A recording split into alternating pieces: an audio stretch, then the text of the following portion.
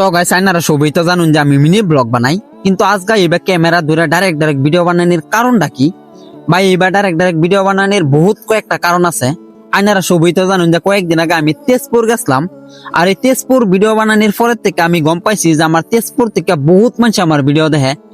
ভাই যারা যারা আমার ভিডিও দেওয়া তারা সবই আমার অন্তর থেকে ধন্যবাদ। আর তোমরা যে ভালো কমেন্ট করো যে ভাই আমি এই জায়গাতে দেখতাছি, এই জায়গাতে দেখতাছি, মানে মনের কথা বহুতই ভালো লাগে। হগলে মেইন আলাপ আজকে এইবার ভিডিও বানানোর কারণটা কি? আজকে এইবার ভিডিও বানানোর কারণটা হইতাছে যে আইনারা একটা পরামর্শ দিবেন যে আমি নেক্সট কোন জায়গার মধ্যে ঘুরবার যাইতাম। আইনারা জানা মতে যদি কোনো ভালো জায়গা আছে আসামের ভিতরে তে কমেন্ট করে জানাবেন, ইনশাল্লাহ আমি যাওয়ার চেষ্টা করাম। মানে এরকম জায়গা হইতে যে আমাদের গেলে আর কি বহুত কিছু দেখবার পাইম বা বহুত কিছু শিখবার পাইম। এরকম কোন জায়গা যদি আইনার মধ্যে জানা থাকে তে আমার জানাইবেন, ইনশাল্লাহ আমি যাওয়ার চেষ্টা করাম। আজকের ভিডিও আমি শেষ করলাম, সবই কমেন্টও জানাইবেন এরকম কোন জায়গায় জানা থাকলে আসামের ভিত্তে কিন্তু।